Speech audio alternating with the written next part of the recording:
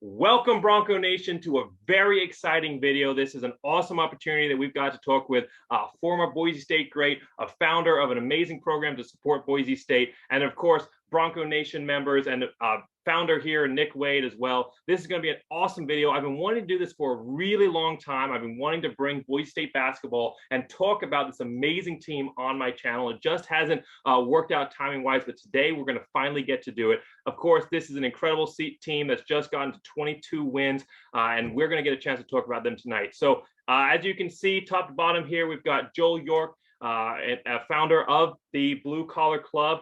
We have Tim Yates from Bronco Nation Updates. We have Nick Wade, the founder of Bronco Nation Updates. And then, of course, a man who needs no introduction, but for maybe some of the younger fans here, Chris Childs, Boise State basketball legend. So this is a very exciting video. I can't wait to share everything that we're going to be talking about today. We had originally intended to do this as a Facebook Live, but I'm all thumbs when it comes to technology. Surprising that I'm even allowed to have my own YouTube channel. And so we couldn't really figure that out tonight. So we're bringing it onto the channel as a plan B, and I think it's going to work out great. So we're going to talk about quick introductions here. Then we're going to talk about this amazing team, what the future may hold for this program as they enter into conference championship season and then into March Madness. And then we're going to talk about some opportunities for Boise State fans to give back to their program, to build this program to the success and to the future, and also some opportunities to support the community in general, and maybe what the future holds for this program. So let's go real quick, top to bottom.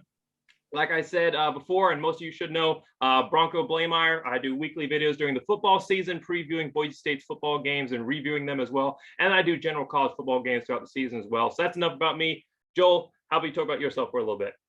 Thank you, Jake. I appreciate you having me on. Joel York. I am the founder of the Blue Collar Club. We are a fundraising arm and ambassador group from the Bronco Athletic Association. 27 years in Boise, Idaho, before moving out east, and now I'm based in Boston, Massachusetts, and a graduate of 2001. Spent a lot of time watching Chris Childs back in the day too, so really excited to talk to the legend.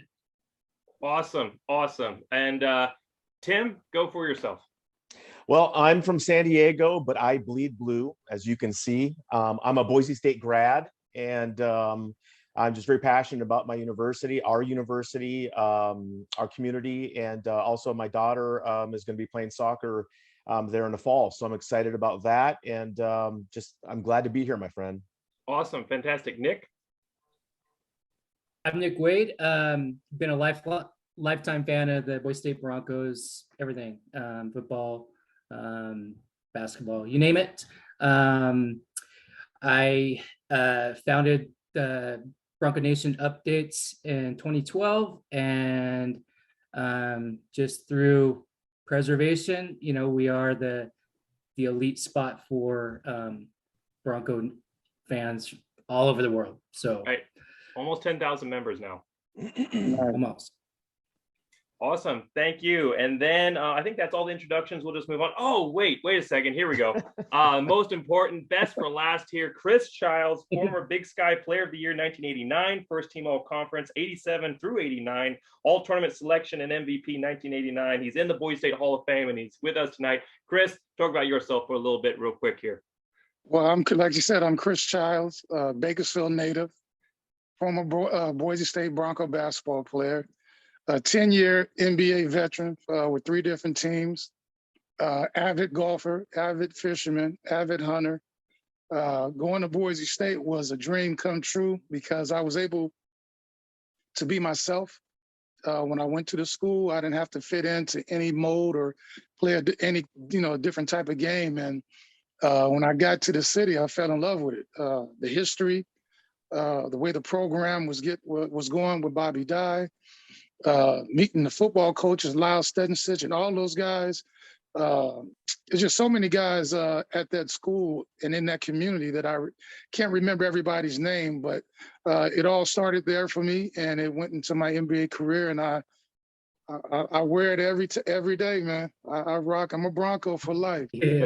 That's right. And I got to ask, what's your handicap? What's your golf handicap? I was +3, but now I'm at scratch golfer now. Wow. Okay. So representing in the PGA Tour for Boise State here soon? Maybe the senior tour. All right. Well, awesome. Thank you so much, everybody, for being here. This, again, is going to be an awesome opportunity for us to talk about Boise State basketball. And talking about Boise State basketball, this is an incredible team. This is a team that is currently, like we said, at 22-6 wins overall.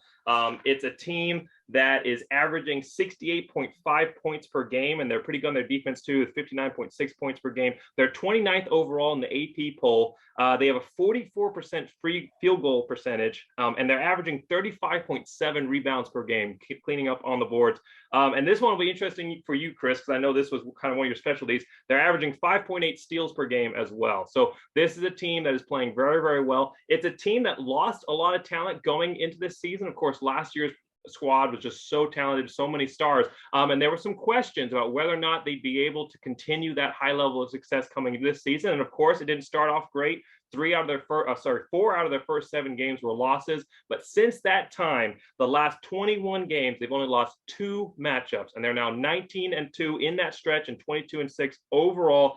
It is, in fact, they're the first, they have a chance to be the first Boise State basketball team to finish the season with 7 or less losses since Chris's team in 1989. So this is going to be an amazing, we have a lot of excitement for this program. We're going to talk about what the future might hold for them. But just right now, I want to talk about this team itself. So let's just open up the conversation right now, our impressions of this team, maybe what our expectations were coming into this season, and just how things have gone so far. Let's just open it up to the floor. Anybody who wants to start?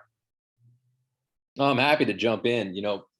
This is a defense wins championships type of squad. The best part about it is it's repeatable every game. It's not like they have to get hot playing defense. It's going to be there. They've got the length all the way out to the point guard, down low.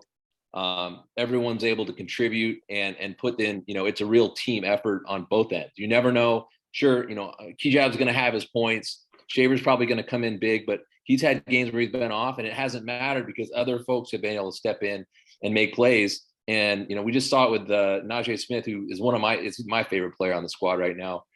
He stepped up. He's got probably 2 or 3 of those games left in him himself. So that's the thing I love most about this squad is they don't have to get hot. They're already hot, and they're going to stay hot.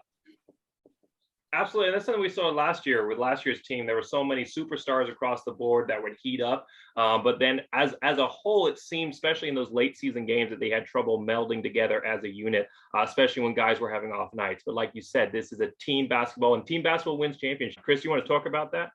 Yeah, well, I'll add, because I remember at the beginning of the season, everybody was panicking. You're trying to, mix in different spots. You lost a lot of talent, and now you're bringing in guys that don't really know their roles yet. And so it takes time to get comfortable. And if you go through history in college, NBA, baseball, football, there's little pieces of a puzzle, but you need every piece to make a puzzle. And I think that's what they finally figured out. And it doesn't matter who scores the most points. The ultimate thing is to get the W. And I think that team figured it out halfway through the season that if we play defense, we're not going to score all the time, but we can play defense all the time. And the team did that, and that's why they were able to go on that run.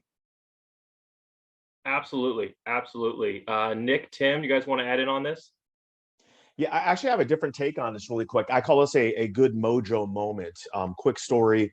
A few years ago, I was headed to Hawaii with my daughter, Chloe, for a little vacation, and we found ourselves on the same airplane with the San Diego State Aztecs. So we found ourselves on the same airplane. However, that was the year that the Aztecs reached the Sweet 16. So fast forward to this past December, I was at LAX with my daughter, Chloe. Again, we were headed to Boise on a recruiting trip, and we found ourselves in line, and lo and behold, the Boise State basketball team gets in line with us. I turned to my daughter and I said, "That's a good omen right there."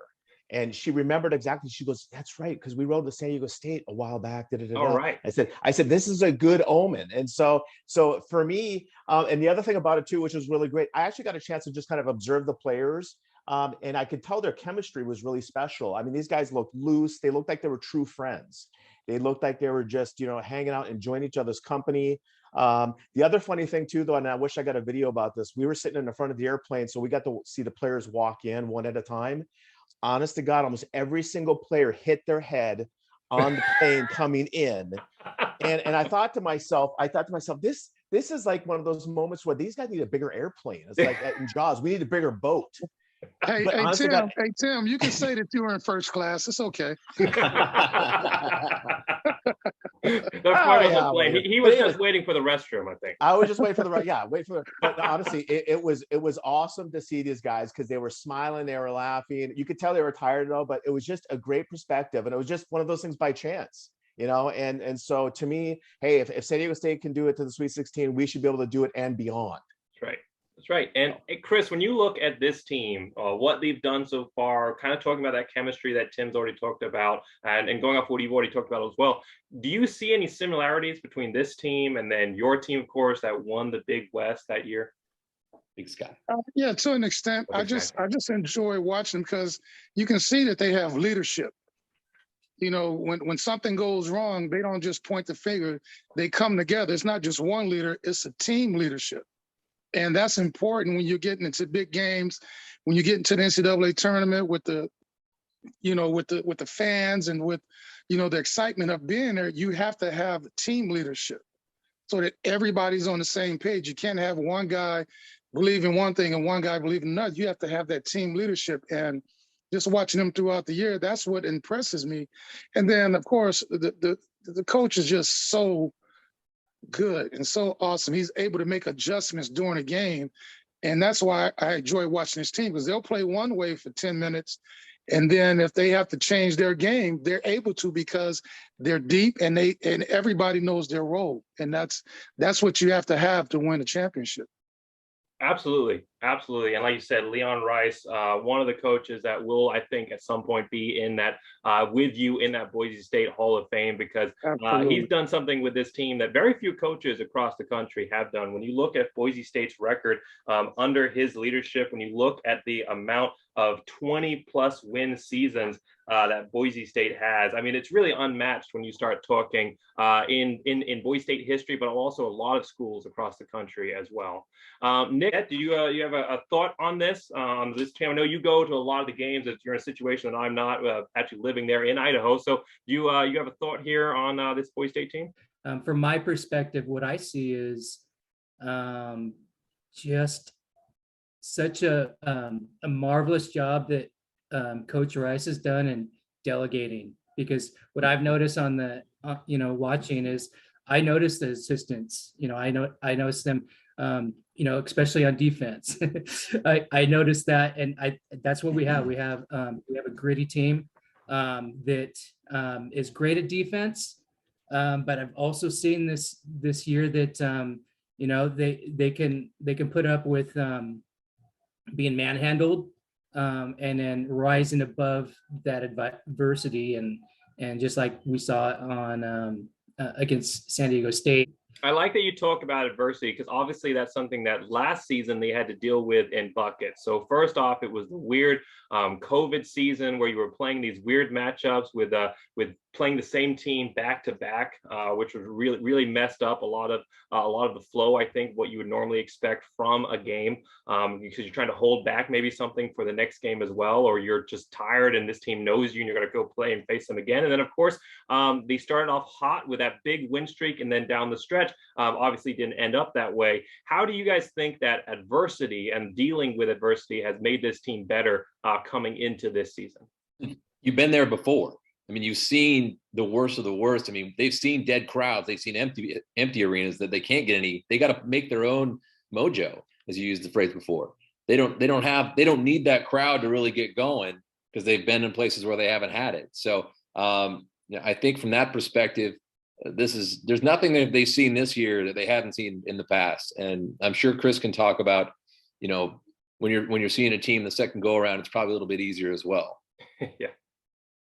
Yeah, most definitely. And if you want to get to the top, you're going to deal with adversity. But a lot of times adversity and nervousness is lack of preparation. That's one thing that Boise State has never been accused of, is lack of preparation. Just watching them, it doesn't bother them. They don't get fazed. I've never seen one game where they looked out of sort, like they didn't know what was going on. And that goes to what he was saying about the delegating to the assistant coaches. I'm pretty sure those guys are pounding them in the head with the scouting report, with video, to make sure that we're all on the same page. And that's very important when you're building a team and a program like they're trying to build, and they're doing a great job of that. Another thing I've noticed, this team never gets down by more than 8 points. If it gets down to 8 or 10, they always find a way to pull back into it and tie it up. I've seen it time and time again, especially during this win streak.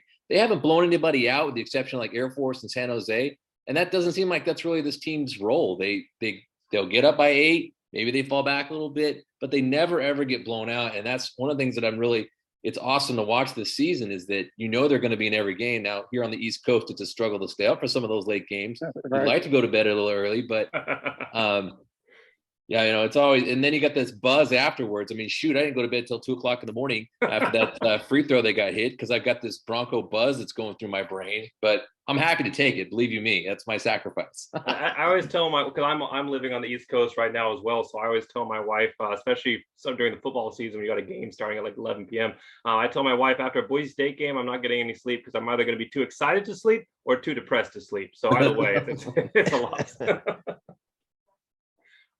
I was going to save this for later in the video, but since you kind of brought it up already, Joel, I'm going to talk about it right now, and then we can kind of come back to this discussion and then maybe talk about some standout players. But you kind of talked about this team dealing last season with the empty arenas, so they don't necessarily need those fans, or they're not necessarily saying, okay, we can only win if the fans are in the arena. And obviously, a team of this caliber and this quality, when you look at their record, you would expect to see them in front of sold-out crowds.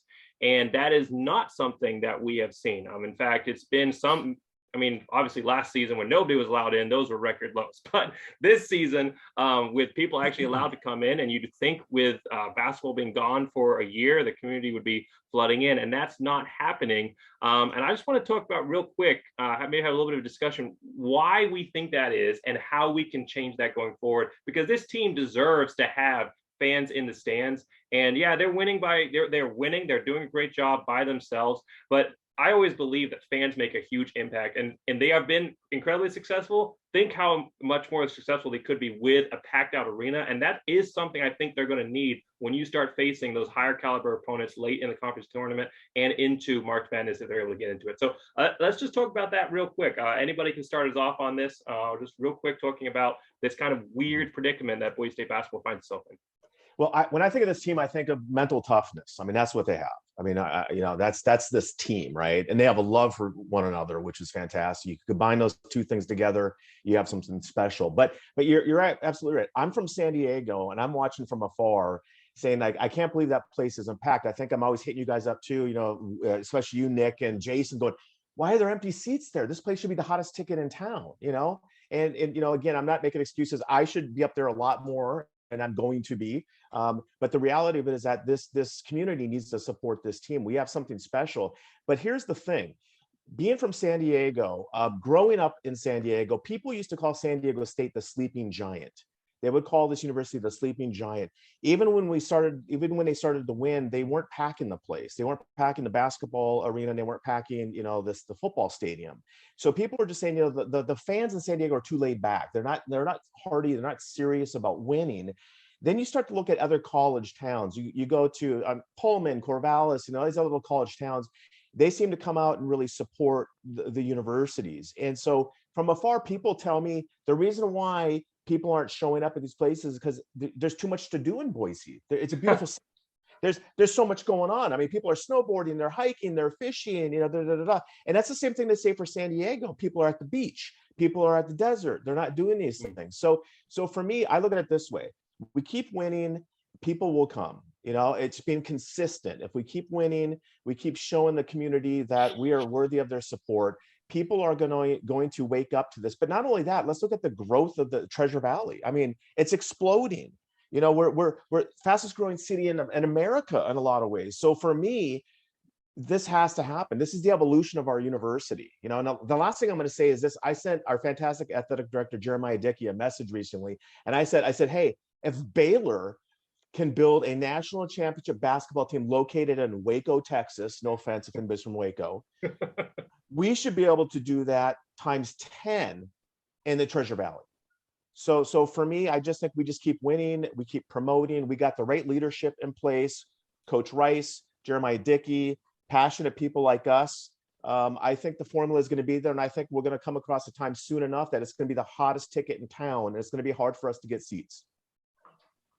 And I agree with you there, Tim. I think that this is partially a building process as far as time goes on this. I mean, Boise State, when you look at them, people think football. And there's no questioning that Boise State is a football school. When you look at the hardware that they've collected, the national attention that they have gained, it has primarily in the national media's mind has been through football. So I think it's kind of not reversing that mindset.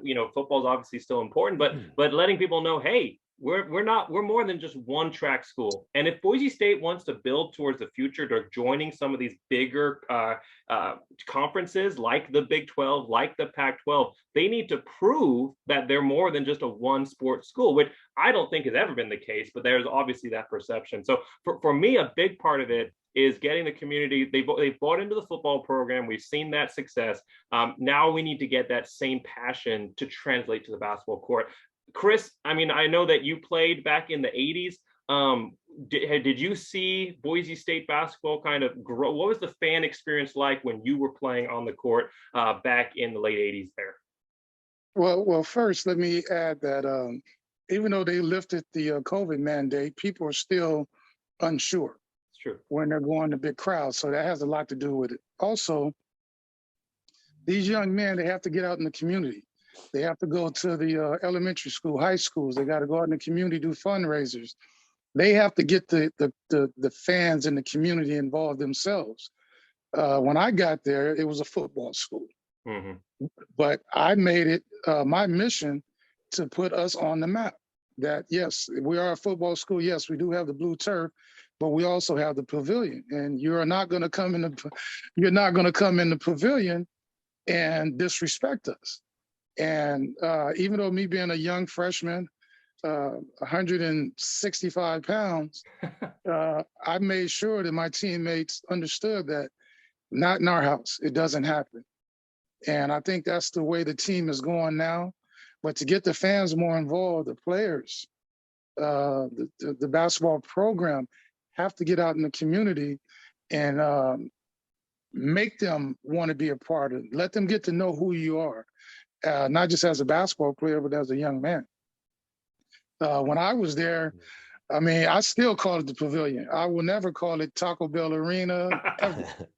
I won't. It's the pavilion. But it was, I mean, you want the fans there. You feed off the fans. And I don't care if it's Duke, North Carolina, it doesn't matter. It didn't get any better when one side was saying Boise and the other side was yelling State. And you can see the other team put their heads down and be like, oh, shoot, here they come. And I'm getting chills right now even talking about it, because I can still remember when we played Wyoming with Finis Dembo, and that place just went crazy. And I understand these young men want to feel that, and I'm pretty sure they have. But if you get out in the community and you let people get to know you, then when they come to support you, it feels even better when you're out there performing. Absolutely, absolutely. And I think that builds to maybe a bigger issue, maybe not issue, but a bigger thing that's going on right now is that Boise State, for a long time, they did that community building. The players were out in the community, athletic directors were out in the community and building. And Boise State has kind of built themselves up to this national, this national university that everyone is aware of. But you never get away from the grassroots. And I think for a while now, we've been missing an athletic director who's willing to go put in the hard work with the community to interact with fans. I mean, I have seen Jeremiah Dickey respond to random tweets on Twitter that people said, hey, this is an issue, or I had this experience, and tagged him, and he's responded to them directly.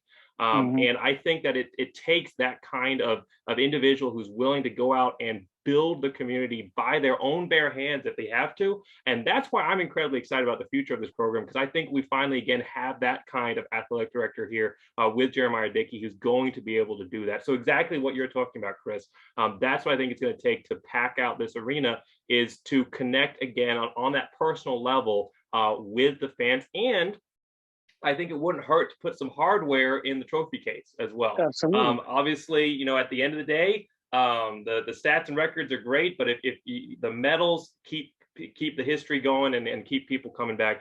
And so if Boise State can get through this, because it's been a while since they won the conference championship, and obviously they've been to the NCAA tournament before, but they have never won a game there yet. So I think that this is a team that could potentially not just build some history, but also build a foundation for the future for this program. I couldn't agree more.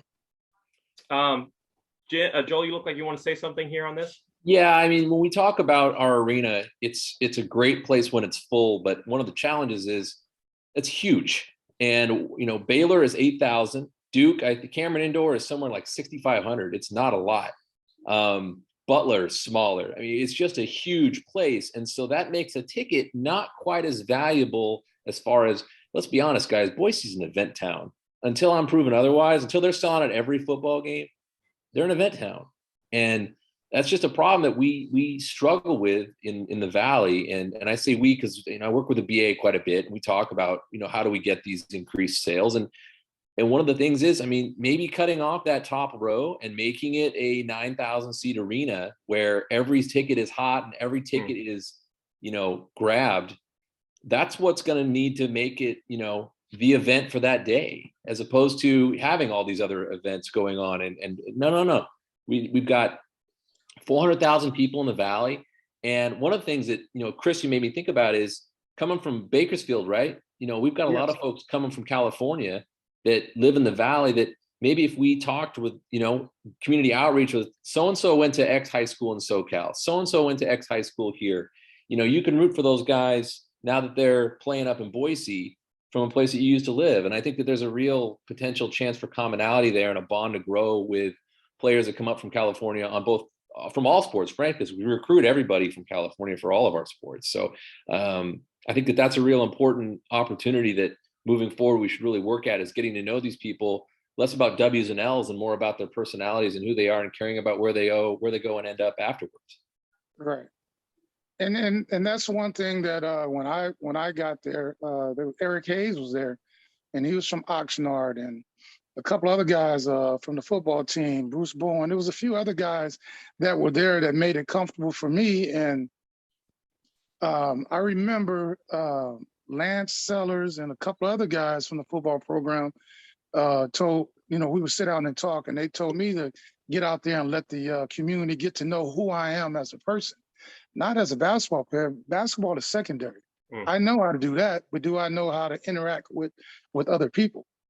And once you learn how to do that, then all the other things come together. And so the fans are going to see you at a restaurant or at a burger place and interact with you there. And, you know, then when you get on the court, the fans, oh, I met him. He was such a good guy. He talked to my daughter or my son. And then they're going to talk to other people. And then you're going to start getting a lot of people involved in wanting to be at that game or any game. So I'm just a firm believer in community outreach, getting out there, letting the fans get to know who you are as a person, because they know who you are as a basketball player, but they don't know where you come from, what your background is. And a lot of these kids, I was just blessed to have both parents, but a lot of them come from single parent homes, and, you know, they need that bond, family, someone to show them love, that it's, you know, when things aren't going well, it's going to be okay. So I'm throwing my name in the hat for any of the guys that come to school and need someone to talk to or reach out to. So that they can have my personal number, they can DM me, they can email me. I'm always available. That's amazing. That is something that every one of those players should take advantage of.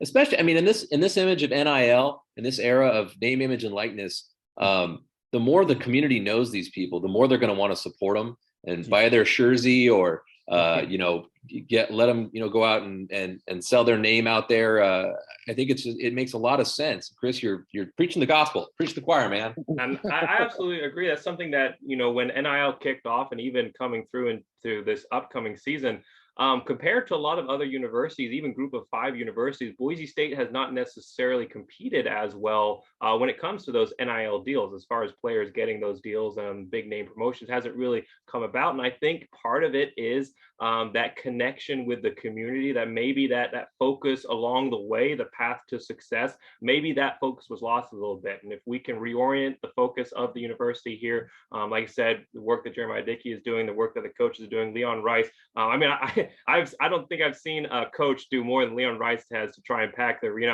I know it was a few seasons ago, he waded across the Boise River. It was freezing. It was like November or something, or December. And he waded across the Boise River to enter into the stadium just to try and get fans to come in. So, talk about ice bucket challenge. That's the next level there. So, I think we have the staff, we have the athletic staff, and we have the coaching staff that wants to get this vision accomplished. And maybe right now it's just a matter of time to see those seeds reap their full fold as we go forward into the rest of the future here for Boise State. Nick, do you have anything to add on this before we move back kind of talking about this team itself and some standout players? I think some things have been pointed out. There's some cosmetic issues. I've heard, BJ Rains and Jay Tuss talking about, there's seats like near the court that went to season ticket holders for lifetime, and they may not be around anymore. So some of those tickets are empty. Absolutely. I think for a long time, the idea has been build it and they will come, which can apply in some circumstances, but in others, it's better to build for the crowd that you have. And once you're able to pack that out, then to build forward in the future. So I think that, Joel, is a valid suggestion of this course going forward. So Tim, then we'll move back to what we were talking about before. You're seeing that trend of downsizing. We're looking at downsizing, stadiums, arenas, and creating more premium seating, more comfortable environment, better Wi-Fi, all those kind of things. Those are, like I said, I agree with everything everybody said here. I think if you take the concept of creating a really fantastic sporting environment for the family and for everybody that wants to be a part of it, yet community relations and outreach, and you put those two things together, I think you take Chris's ideas with Joel's ideas, you blend those together, and you've got something special. And I think a lot of players too, like Chris said, is he knew he could play basketball, but a lot of these athletes come in, they're great athletes, but a lot of them don't have a lot of communication skills yet. They haven't developed those things yet. They're nervous or shy. What a great thing that we could do, or the coaches could do, to get them out into the community, to learn those skills while they're also building relationships with people. So I think that's the key. Get the kids out there. I know I want my daughter to get out there. She's shy, but she can play soccer, but get her out there into the community and meet everybody and develop those relationships. And next thing you know, great things happen. That's right. I think it's very important to keep building this community of Boise State fans. So we've got our first one right here that we're working towards. She's not quite talking yet, but I'm hoping her first full sentence will be "Go Broncos." So, and also let me add this as well. And I don't want fans to take it the wrong way, but when I originally got to Boise State, I would go and to the football games and talk to the boosters and ask them, or a lot of ex-Broncos, football, basketball, gymnastics, wrestling, and introduce me to the community. Take me where everybody hangs out. So I don't want them to feel that I'm better than them. I'm a basketball player, but I'm a man first and foremost. I'm a human. So I want you to get to know the human side of me. And so I remember Booker Brown used to take me downtown Boise, and I'm not going to tell you exactly what all we did. That'll be another video. And I just remember going to Crane Creek Golf Course and different places, different golf courses, and just meeting people and just guys. I would just introduce myself as just Chris. I wouldn't say I'm Chris Childs, the basketball player. I would just introduce myself as Chris, because that way you get to know who I am. And a lot of players weren't comfortable doing that, But in order for me to get comfortable, I had to be uncomfortable. And so that changed my whole aspect on what I wanted to do when I got to Boise State. I just didn't want to be a basketball player. I wanted to be someone that the fans could relate to, that they didn't feel shy coming up to me after games and wanting autographs. And I just wanted them, if I was out at the pub having a burger and a beer, hey, sit down with me and have one with me. Let's just talk about life. Let's not even talk about basketball. You know, and so, you know, just talking to you guys and just reminiscing my time at Boise State, I'm just happy that I was a Bronco, and whatever I can do to enhance any program at the university, like I said, just let me know. Fantastic, fantastic. Well, I will work back here to talking about the top players that we've got from this team, kind of our impressions of some of these guys. And then we'll talk a little bit about this Mountain West tournament and the future, fingers crossed, I think it's coming. All projections are showing future March Madness tournament that should be coming Boise State's way. And then we're going to talk a little bit what you're just talking about now, Chris, and ways that the community can give back and support Boise State and the community as a whole going forward. So let's get back here real quick into top players. If I'd like each of us to kind of talk about a top player that they have seen from this program that's really stood out to them. I'll take the easy fruit off the top here. So with the Kijab, he has been one of my favorite players for Boise State since he came to the university. He's a guy who's had an incredible career at Boise State. I mean, transferred from Oregon, obviously, in his third season, a fifth-year player here for Boise State, who's gotten better and better every single season. He started off at 42% field goals, and now he's up to 48.5%. He started off with 221 points in his first season at Boise State. Now he's up to 394, and he still has more games left to play, as his points per game average has also gone up to 14.1 points per game. So it's really been an incredible career for him so far, and especially, I think, coming to this season with some of that star talent that has left for the team, really getting his chance to shine at his brightest level. Kijab, one of those players that has just exploded onto the scene here, and I think he's going to become a big name. I think he already is becoming a big name, not just for Boise State basketball, but for NCAA basketball in general. And if Boise State can make a run, a game, you know, even if it's just, you know, one win, even just one win would be so huge for this program and for bringing the names of these incredible players, these incredible team players, and these incredible stars such as Kijab to the level that they need to be. I'm incredibly excited to see what happens here. Joel, I hope I didn't steal your favorite guy there. You want to go with? No, as a matter of fact, Nick, you go ahead and pick, man. I got enough ammo on anybody, so you go ahead and make a choice of whoever you got, man. I love them all. Yeah. For me, yeah, it's hard to choose. I'd like to point out that how brilliant it was for Leon Rice to bring Kijab, you know, the four-star recruit originally. So awesome. But I have to say that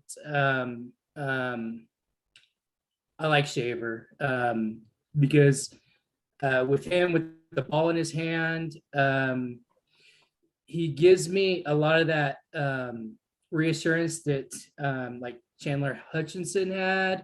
He's one, and of course, you know, we have Chris Childs on right now. I remember when I watched Chris, I always knew he would swap the momentum and, you know, D up, and you could always be confident, you know, when he was on the floor. So for me, I like Shaver.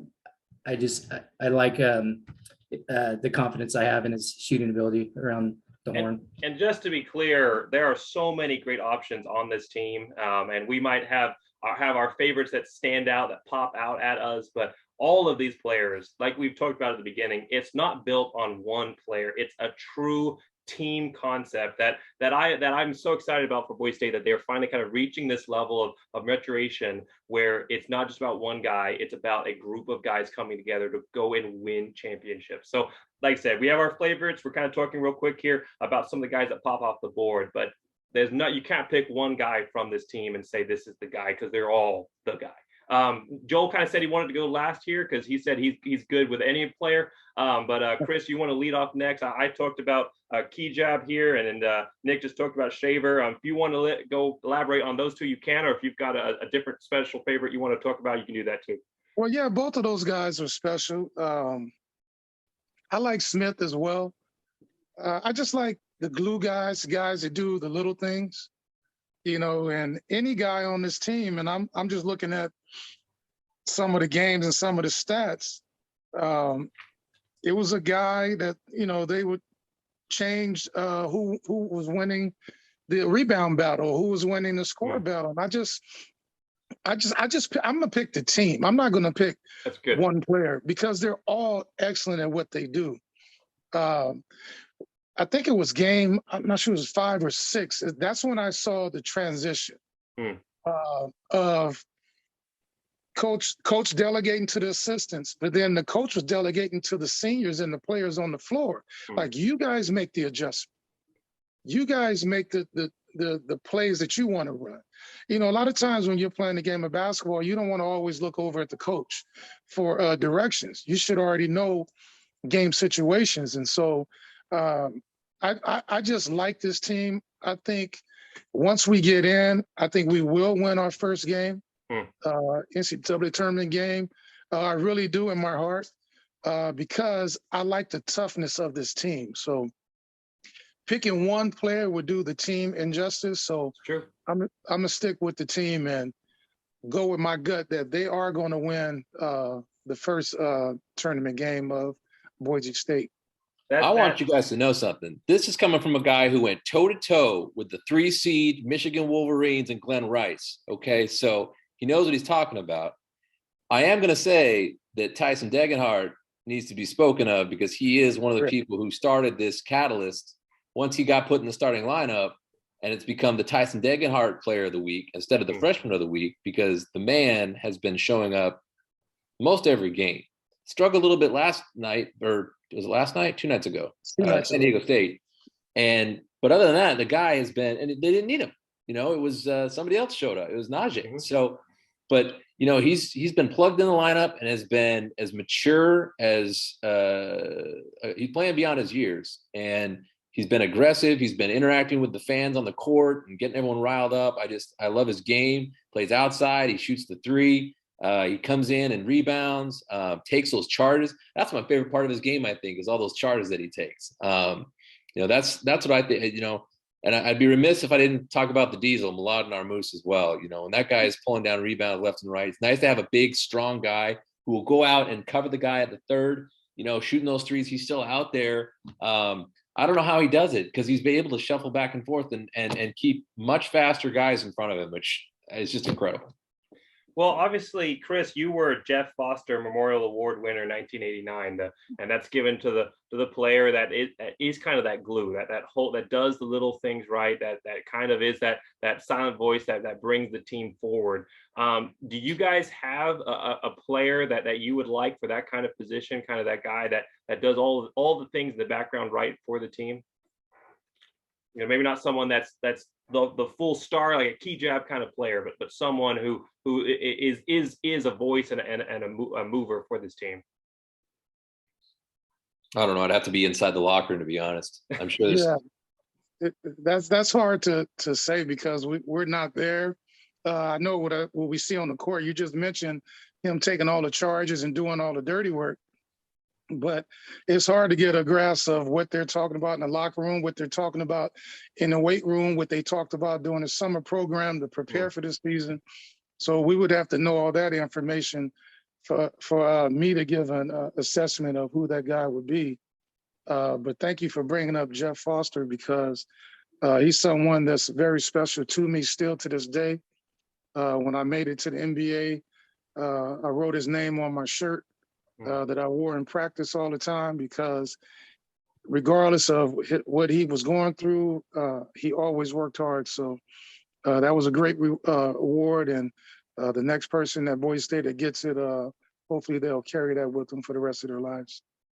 That's fantastic. Thanks so much for sharing that. And like you said, when it comes down to it, We don't know what's going on in the background there in the locker rooms, but it's got to be pretty incredible the way that this team has come together, overcome adversity, and push forward to this future success that I think we all think they're going to be able to have here. And talking about that potential future success, the conference tournament is around the corner. We're talking about Vegas, Boise State, obviously all the Mountain West. Actually, I didn't check this before because I know they were talking about changing it. Is it still all the Mountain West teams get in and you just play bracket style through? Okay, because I know they were trying to talk about cutting off the bottom two, something like that. So all the teams get in, but the way you finish the season is important because of your seeding going into that. Now, regardless of whether Boise State wins this tournament or not, all projections right now are that they will still make it into March Madness. I'm kind of jumping ahead of myself here. I'll talk about it more in a little bit, but how you finish that conference championship, how you win, if you're able to win that conference tournament, is going to affect your seeding and the team that you will then face in the March Madness. So this is incredibly important for the Boise State program. And of course, everyone talks about it. Every team talks about it. No matter what your ceiling is, no matter what people are talking about, what you might do on the national stage, winning your conference is most important. And that obviously is the number one goal of this team and every Boise State team. So Mountain West tournament right now, as it stands, we've got Boise State #1 as of today. Boise State #1 with 22-6, Wyoming 22-5, Colorado State 22-4, San Diego State 17-7, UNLV 17-11, and Fresno State 17-10. And that's the top 6. So how do you guys see this tournament coming up? Because Boise State struggled the last couple of times that they've been in it. I think last year was a first round loss for them, and then the year before that they won their first game, but then lost in the second round. And they haven't been to a conference championship game since 2011. And they haven't won one since 2008. So this is a team that has had some great years. We talked about Leon Rice's success, but it struggled to get the hardware in the cabinet. What are your guys' thoughts as we approach into this conference championship? I mean, it's a meat grinder. Like they could, with the exception of probably the bottom 2 squads, any team can rise up. And the guy from UNLV, I can't remember his name, but Harris. Anyway, he could go off. They beat Colorado State back to both home and away. Bean from Utah State can go off, or obviously the guys at Colorado State or at Fresno. Anybody can get up and hit you. On the other hand, Boise State can beat any one of those teams. I don't go into that feeling nervous. I just know that they can put it together and beat any one of those squads. So I think they'll probably go. They'll at least get 1, maybe 2 wins, and maybe they'll go all the way to the title. I mean, I'm booked. I'm going all the way until Sunday. I'm fully expecting them to go all the way to the title game. So my money's where my mouth is on that. They are perfectly capable of doing it. And, will I be disappointed if they lose it? Sure. But I think expectations should be metered in, are they play their best, and are they getting the right calls? Are they, we've seen some pretty creative refereeing across this great conference of ours. And sometimes, when Milad Narmus has 4 fouls in the first half, you're going to have some issues in the second. So, I think putting, Rice's success is equal to this. I don't really put a whole into that. I'm excited for the tournament, and I'm hoping they're going to I think they'll get at least 1, maybe 2 wins, and I'll be thrilled if they're in the title game. So that's my take. Yeah, Chris, you're from a team that made it to that conference title, that won that conference title. You're part of that legacy of conference champions for Boise State. What's your perspective on this and what it's going to take for Boise State to win their first conference championship since 2008? Just don't make the game as bigger than it really is. They just play your game. We understand what's at stake. I just never wanted to leave it up to the NCAA to make that choice for us. So 1 game at a time, go out there and perform the way you know how to perform and take care of business. I also want to say that these young men have to understand the game is in Las Vegas, correct? Mm-hmm. Right. You're going to Las Vegas. You're not okay. You're not going to Colorado. You're going to Las Vegas. So let's keep things. Why are we here? What are we here for? Business trip. Mm-hmm. It's all business. Let's take care of business, because the fun and the joy is going to come from winning. Mm-hmm. If we come there and get sidetracked, we're going to lose. And I'm pretty sure coach is going to give them that speech that pack your hard hat. We're going there to do a job. Then once we're done, we can celebrate, but let's not get sidetracked on our ultimate goal, and that's to win the first game. Absolutely. Nick, you're a guy that goes to the games a lot in person, and of course, admin for Bronco Nation Updates. You see all the conversation. What's your kind of take on the energy in Boise right now, the feel in Boise right now? Do you believe that the fans think they can go to the tournament and win games? What's your impression? Well, this fan thinks that they can go to the tournament and win a game. For me, as a fan, I would love it if we just took care of the Nevada teams in the regular season, cut down the nets, get a little bit of help, cut down the nets at Extra Mile Arena. Personally, I think that I believe that we can win out the regular season and at least win a game in the Mountain West. So Boise State, we're looking at a team here that is going to do great things. And I think the community is hopeful. I think that there is, at least my general sense, also one of the admins for Bronco Nation Updates, seeing the comments, seeing the reactions on that. I think that the community is behind this team, whether or not they're finding their way into the arena. I do think that they are behind this team. But I do think that there is some hesitancy to get the hopes up because this is not the same season as any other season, but there have been seasons in the past there where things looked great for Boise State, and especially going into like last season, things looked great, lots of hopes coming up, and then they just didn't end up working out. And so I think that people are supportive, but hesitant to get their hopes up right now.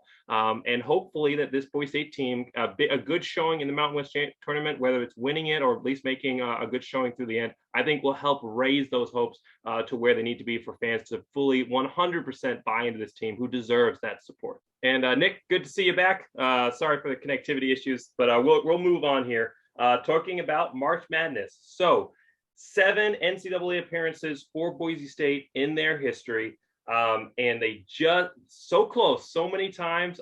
Some of it has been the matchups that they had. I mean, Chris's team, that was a really tough matchup to have to draw for your tournament bid. So some of it has been the matchups, and then some of it has been other things that have gone on, but 7 appearances and not yet brought down the hardware back with them. So Boise State, according to projections, and this is coming off of ESPN, they are projected right now as a 7 seed facing North Carolina, who's currently a 10 seed, 20-8 team overall. And interestingly enough, that's right, bring it. Interestingly enough, they're also projecting 3 other Mountain West teams will make it in. ESPN right now is projecting that San Diego State will make it in the bubble, Colorado State, and then Wyoming will also make it into the tournament proper itself. So we're looking at this team that is projected. They're on track. Regardless of what goes on with the Mountain West Championship game, they should make it into the March Madness tournament here. Can they get that 8th time's the charm? Can they bring home at least one tournament win here? What are your projections? Realistic fan, whatever you want to throw out there, what is your projections for this team coming into this all-important stage for college basketball? They absolutely can win a first round. I'll tell you what, they've been jammed up every time. I was in Dayton and watched that home crowd. It was a 90% Dayton crowd. It was annoying to see. They keep getting jammed up with these seeds. The benefit of being one of these blue bloods is they get the benefit of being in the top half of the bracket every dang time. I mean, you think that North Carolina squad is really a 10 seed? They're not. They're not that good. If they were North Carolina A&T and playing the same record, they'd be, a 16. So that's the most frustrating part of all of this, is that whenever you get thrown into this situation, say, well, they can't win a tournament game. Yeah, it's because they're playing the top half, top quarter of the squads every dang time. Mm-hmm. So yeah, if they get a decent seed anywhere in that 7-8 squad, I like our chances, man. Who's going to stop us? We'll get to Sweet 16. Sure, let's go. Absolutely. And I was at that game as well. I was actually finishing up high school in Dayton, Ohio at that point. My dad was stationed up there. So yeah, I was at that game as well. And you're right, that stadium was not a friendly environment. I mean, the fans were friendly, but man, it was packed. It was loud. They had a really cool vertical setup. So everything was funneled down to the court. I sat with the parents section, and that was it. It was, some fans like us that were there, and then the parents, and then, so maybe like 100 Boise State fans, if that. And then it was Dayton fans. So you're right. it's getting put in tight environments. Chris, maybe it's hard to talk about, but you got to that tournament. Can you talk about that stage and what that was like, and just what this team again kind of needs to do to push through to get that win? Yeah, well, this will have to be my last take because I have to get my trailer packed for the essentials delivery tomorrow. But when you want to just get in, okay, that's all you care about is getting in. And I think that the problem that we had that this team won't have is we got number one. Big Sky. They're not in the Big Sky anymore, so they play tougher teams. Well, on paper, what they say tougher teams, but we ran up against a juggernaut, and we weren't afraid of them, but we just didn't know how physical they were going to play. And so it took us a half to figure it out, and it took me some time to figure out, okay, they're going to key on me. So now my point guard skills have to kick in. I got to start finding my buddy Brian King.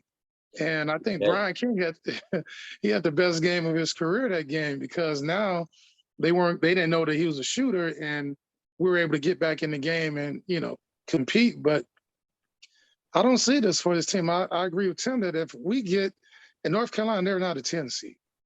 They play like a 14 seed all year. And yes, they're in a tough conference, but So I don't. Yeah, absolutely. But like I said, on paper. That's right. But I'm not afraid of any team that they, bring in front of us from number 1 to number 10, because I think we have the makeup of the team that we're smart enough, and we play a style that we're not worried about you going big. You're going to adjust to us. We don't adjust to you. And if they go in there with that mindset, then they'll sweep this tournament, and then we'll get our first win. I'm not going to do a Charles Barkley and say I guarantee, but I feel comfortable with us saying that we'll get our first win. Absolutely. And thank you so much for being here, Chris. This actually, I know you said you got to leave, but you could just take a couple more minutes here, just segue us into this last section of the video. Thank you so much, everybody, for being here and talking about Boise State basketball and the future. I think the future is incredibly bright. Talking about that future, we want to find ways that we can build up the community that's supporting the team, and then also building up the team. And building up the community is one of Chris's specialties. I don't know if you would mind just a couple minutes here talking about some of the work that you do and how people can get involved in contributing to that, and helping build up this community as we show them that we're not just all about football and basketball and sports, we're also about the human aspect, what you referenced earlier as well. Yeah, we're anywhere that I live. I'm from Bakersfield, California, but once I left Boise State, other cities that I went to, driving around, you become acclimated to what that city is all about. And so it was something that my dad and I started, seeing homeless people. They're human, and they get tough breaks. Some things happen. Some of them get on drugs. And so my father, rest in peace, told me, whatever you do, always give back. Always give back to those in need. And so when I went to New York and I would go through New Jersey and see the homeless, I just felt the need to do something, whether it was dropping off water, blankets, soap. And then I got involved with people that would donate things of that nature to give to people. And then when I moved to Jacksonville 8 years ago, it's really bad in the downtown area. And once again, I'm driving downtown. I said, I can't sit back and watch this and let this happen. So I called a company in Tallahassee, my friend Charlie Ward, my ex-teammate, and he's doing the same thing down there. And we started getting people to donate money, essentials. We even had a guy donate a trailer to carry the essentials. And today I cooked 150 dinners myself and dropped them downtown, and went and bought 50 cases of water and different things like that, because somebody needs to do it.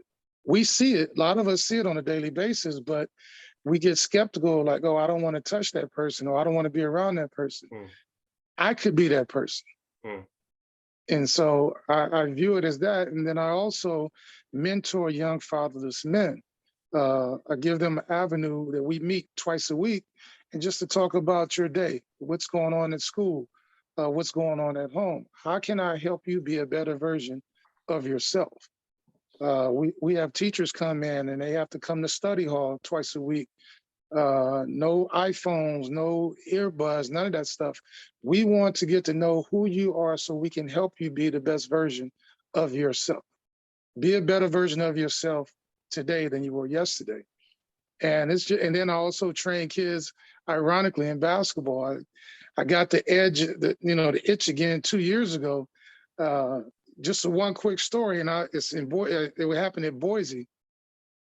I came back in 2000 and I think it was 2004, 2005, and I was at my ex-wife's house, Carla, and I can hear the way the basketball bounces if a kid knows how to play or he's just starting to play. And so I kept hearing the boy say, you know what, I got to go help this kid. And he was a neighbor. And our neighbor was a white family that had adopted some kids from Africa. And so didn't speak great English, couldn't play basketball. And so I just started teaching. We would sit down every day after school and we would play basketball, and I would, talk to him and teach him English. And so I'll just make a long story short. I ended up leaving and couldn't find the kid at all. Just looked for him, couldn't find him. And so this was in 2019. I get an email and it's the kid. And he made me cry because he said, I'm a doctor now. Huh. And because of you taking time to teach me basketball and teach me life lessons, I owe this all to you. And I just wrote him back and I said, you don't owe me anything. All you owe is God, because he put us together. And I'm just glad that we're able to reconnect with each other. And I look forward to talking to you soon. And I got off that email. First time I've cried since my dad passed. And it was just an awesome moment. And that's what I mean about community relation. Get out there and get involved with these kids, because once they hear you and get to know you, they're going to tell their friends, and they're going to tell their friends. And then pretty soon we'll pack that arena again, and we'll get back on the map, and we'll sell out more basketball games than not.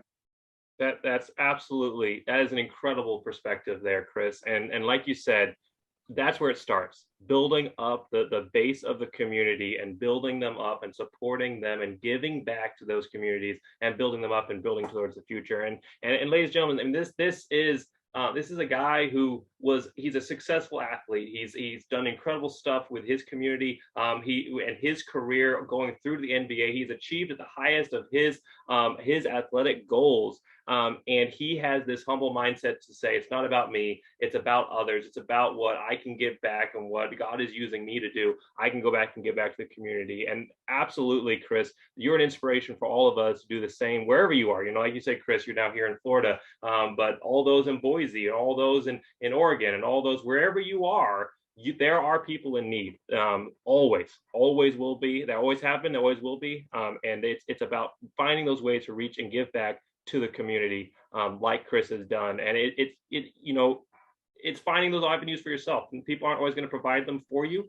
It's about saying, hey, there's a need there. Someone needs to help. That person could be me, and finding ways to give back. And thank you so much, Chris, for what you do for your communities, for what you did for Boise State, and for coming on this show and just talking to us about Boise State basketball and life in general. It's been an incredible journey, incredible perspective. We're not quite done with the show yet. I know you've got to leave. Joel, you're going to talk about your foundation and ways people can get back directly to Boise State. And then Nick and I will talk real quick about some potential future plans that we have to also help Boise State going forward. But real quick. Yeah, Nick, go ahead. Chris, where can people go to help your causes? Is there a website that we can go to? Well, just email me at goldenchilds@gmail.com. Once you email me, then I'll have a conversation with you and give you all the information that you need. Once you guys get done, I'll give each and every one of you my personal number. And you guys call me anytime, anything that I can help start in Boise to assist you guys. Don't hesitate to ask. I'll fly down immediately to help you guys. And I just want to say that this was very enlightening. I haven't done this in a long time. I miss you guys are my brothers. We're Boise State fans, so I miss the camaraderie of my brothers. And thank you so much for having me on. And anytime I can come on and talk sports or life or anything in general, please don't hesitate to ask me. I'm tearing up. How am I supposed to follow that? I know the pain of being a Boise fan in Florida, because everybody thinks it's Florida, university when you're wearing these colors. So absolutely, anytime we can hop on and talk Boise State football, I'm all for that. Yeah, I'm gonna have to show you my my Boise State golf bag. They hate it down there because they think it's Florida. Well, thank you so much, Chris, for coming on and talking to us about that. I know you've got to take off, but again, this has been an amazing conversation, and the perspective you've offered has been so unique and such a blessing for you to share that with us. So thank you so much for doing that with us. Thanks, guys. You guys take care and God bless. Thank you. All right, Joel. I know I said it's a lot to follow, but the organization, the work that you're doing is equally important in building forward for the future here, especially when it comes to the Boise State program. And I just want you to take a moment here to talk about that program, about the Blue Collar Club, and what fans can do to support this organization as they build forward for the future. Thank you. Yeah, it's been quite a ride. So my foundation is called the Blue Collar Club. We are a fundraising arm of the Bronco Athletic Association, and we started back in August of 2020 with three of us that decided that we were kind of frustrated with the way the people that were giving $100, $200 a year were recognized or looked at amongst the BAA and what it was like to be a donor. We kind of felt as though, if you didn't have your name on the side of the building, then, you couldn't do much help. And I thought about it and thought, okay, what can we do to make a difference and really change that mentality? And so we thought, well, what if we made something like a Netflix for donors, where you could give $10 or $20 a month, something that you wouldn't really miss. But you look at the force multiplier that you, when you put a bunch of people together towards one goal, and it's really been an interesting ride since. And so we set it up where 100% of the funds go directly to the Boise State the Bronco Athletic Association General Scholarship Fund, and basically set up a link on a website and said, go to work. And so we started on Twitter for the most part, and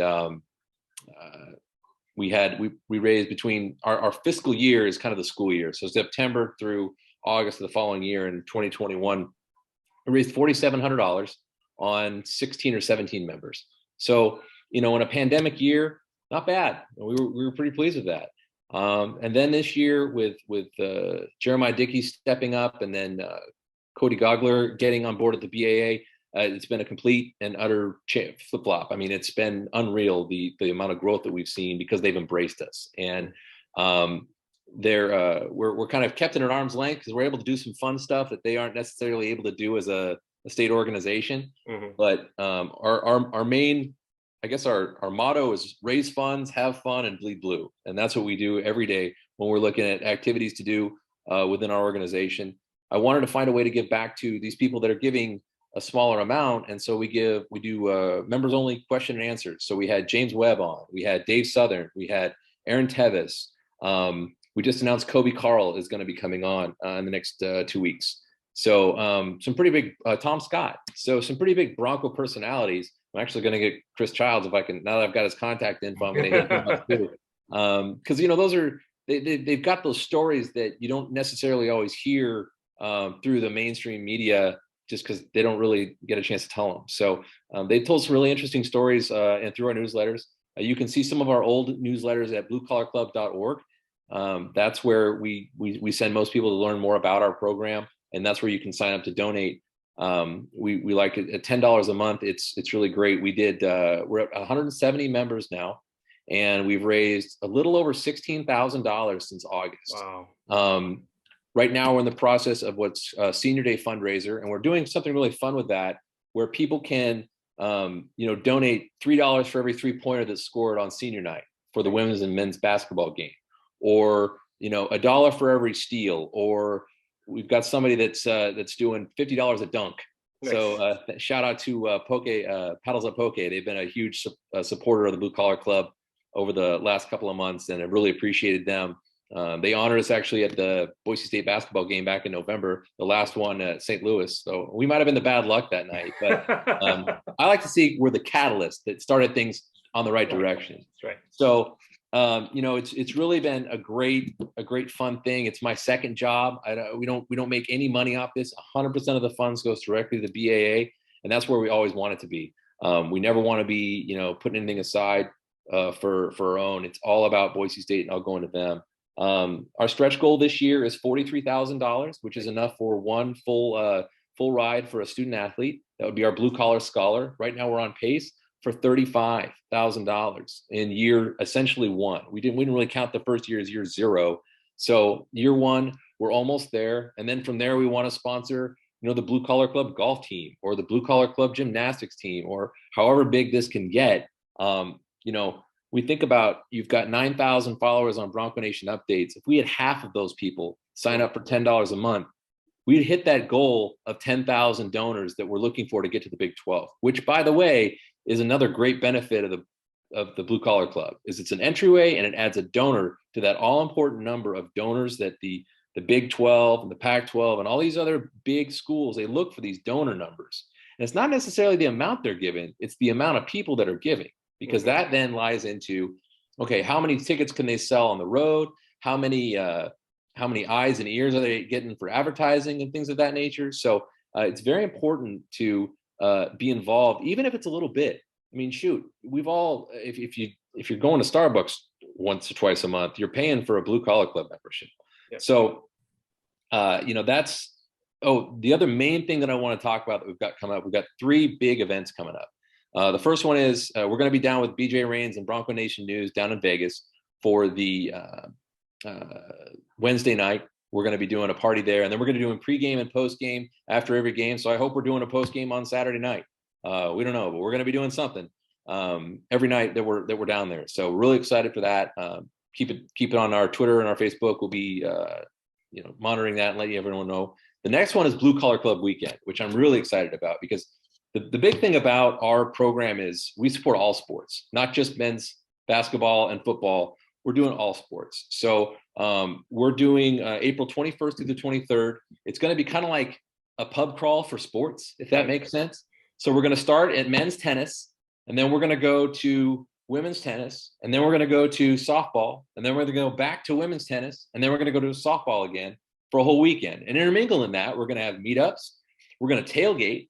I don't think any of these sports have had tailgating before. No. So we're going to tailgate, and we're going to have a Q&A with Jeremiah Dickey or Darren College. We haven't figured that out yet in terms of details of who's available. We'll have a live Q&A, so members or even non-members can show up, and we'll have a fun event where people may have not necessarily been exposed to some of these other sports.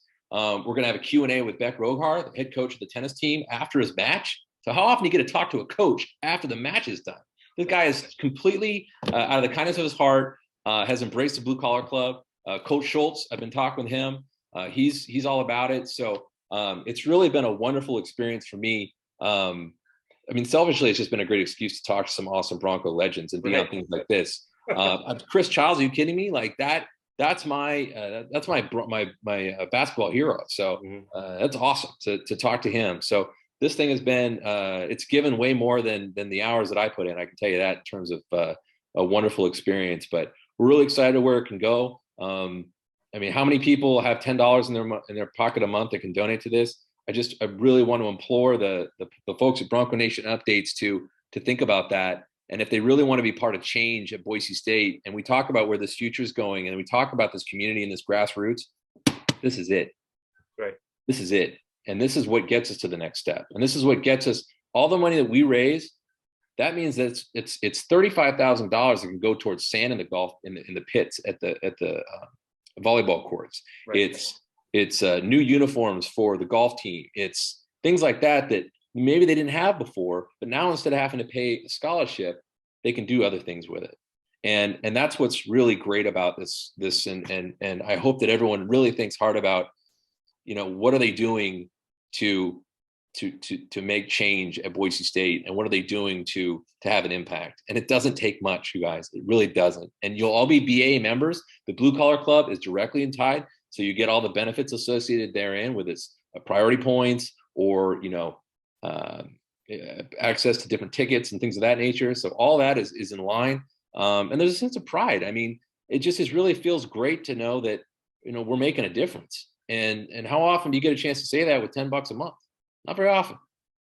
So that's my spiel. I mean, I'm happy to have any conversation or anybody reach out to me on Twitter. I'm at JY17, JAYWHY17, or at Blue Collar Club. I am the social media manager, chief cook and bottle washer, as it were. So I'll see it. I see all the DM. Anytime someone follows the Blue Collar Club, they get a DM pretty quick after that. I do run on East Coast time, so I try not to buzz people too early in the morning in the West Coast. But yeah, this is my child, man. I'll talk about it all day long and suck up another hour and a half if you got it. But I really appreciate the time and really happy to get a chance to talk.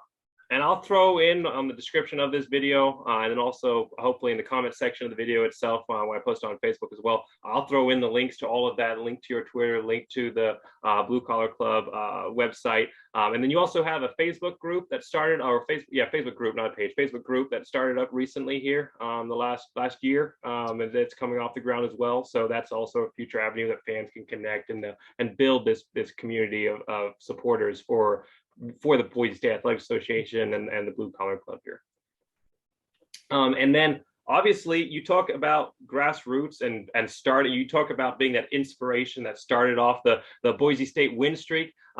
And whether we can directly link you to that or not may be up in the air, but we can definitely directly link you to bringing the focus back into the community. Because like we talked about for a while there, that's kind of been maybe one of the holdups for Boise State here, is maybe not having that direct community involvement like they used to. And your organization is giving fans that opportunity to get reconnected, for Boise State to have an avenue, an indirect avenue through you, but also a way to reach back into the fan base and the community and build them up. So what you're doing, what your work is doing, is inspiring, and it's definitely inspired Nick and I as well.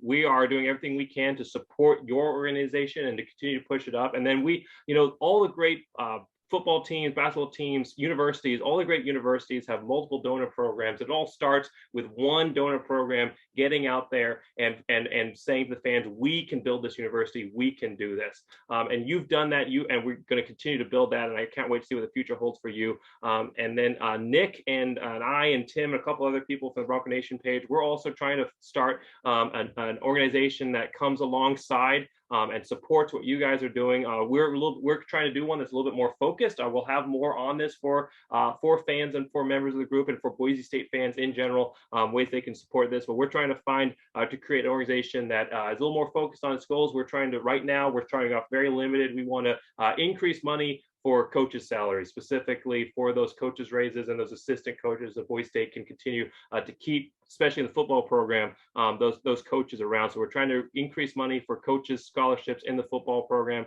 That's an organization that we're trying to get off the ground. We'll have more information, but it's never going to be, and we don't see it this way, never a competition, because both those, you can't just raise money for scholarships. You can't just raise money for the football program. You got to raise money for all of it.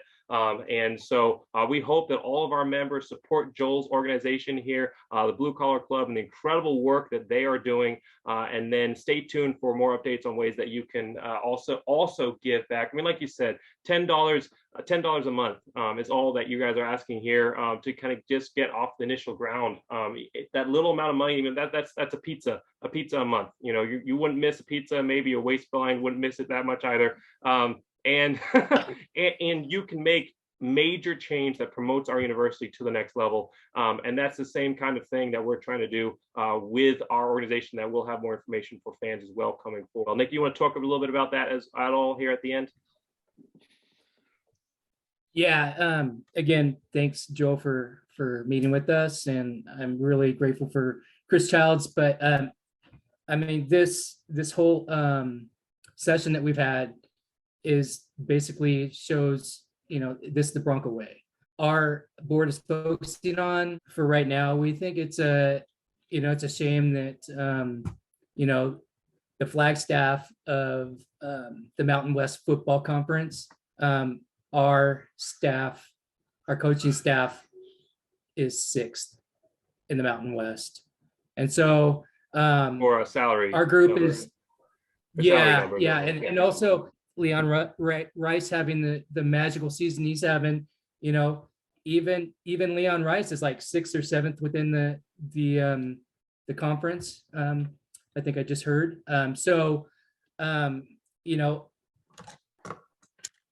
As Bronco Nation and Boise State Bronco fans, we should be a destination where people want to be, right? This shouldn't be a bouncing pad. So what we're trying to do within our group is we're coming with specific goals, projects, as you will, but we think we're not trying to take any money or any food from anybody else's table. We love people like Joel, who go all in, BJ Rains, who go all in for the greater good of Bronco Nation, and really, that's where we want to be. We want to be the boosters, the crowd source, and we also are going to bring in the old donors to help out, and we want to be on the same page as the BAA, Jeremiah Dickey and Cody as well. And obviously that's the main point, is that Boise State, one of the fastest growing cities. I think they are right now the fastest growing city in America. Like you said, over 400,000 people right now in the Treasure Valley and growing. There is so much money floating around there that could be flowing, not just in ticket sales, not just in gear paraphernalia, but in direct donations to the university that could be flowing into the accounts. And so as fans and as leaders in this community, as fans that we want to push Boise State forward, we all want to find ways that avenues that we can give fans to support and feedback into Boise State with that abundance. And so there's plenty enough to go around, and the way I see it, the more avenues and opportunities there are for fans to support and to build their program, the better. And we appreciate all the work, Joel, that you're doing, and we're going to continue to support that. And we hope that all of our fans will use the links in the descriptions below to go in and support Joel's organization here, to support the Blue Collar Club as they build Boise State up through the scholarship funds. And then stay tuned for ways that we can, through Nick and Bronco Nation's organization, Updates organization that we're trying to get together, ways that you can also fund specific targeted projects at the same time. So thank you so much for being on here, Joel. Thank you. I know a couple people had to bounce out. So thank you to everybody who came on today. I've had a great time getting to just sit down with all of you and talk Boise State basketball and talk how we can build Boise State to the future. So unless anyone has any parting shots, parting rounds, we're going to end it there. And thank you all for being here. Thanks for the time. Go Broncos. Go Broncos, absolutely. So again, thank you so much for everybody being here. As always, I send all my videos. Make sure you like to subscribe. But the main focus today is making sure that you're going in to Joel's organization, which I'm putting the Bronco, the Blue Collar Club that I'm going to be putting in the description. Make sure that you're going and becoming a BAA member today, helping build towards that future. Going on to Bronco Nation Updates, making sure that you become a member of our Facebook group. Again, like Nick was saying earlier, we are the largest group of Boise State fans out there on Facebook, and we're growing every day. I mean, just in the last year, we've gone up like 1,500 members, so we're almost up at 10,000 now. And again, if each and every one of you would just give $5, $10, if each and every one of you just give $10, I mean, what we could do with that money to further Boise State into the future, it would be unreal. And I think that Boise State fans are incredibly passionate. They are just incredible supporters of the university. And it's time to take that incredible passion and support and turn it into results that we can make direct impacts as fans. So again, all the links are in the description. Make sure you go on there. We've got Twitter for Joel's foundation here at Blue Collar Club. We got the links to his website. We got links to Boise State and Facebook group. We got links to my Twitter account, links to Joel's Twitter account. Make sure you go give them a like. And as always, make sure you like, subscribe. Thanks for watching this video. And as always, go Big Blue.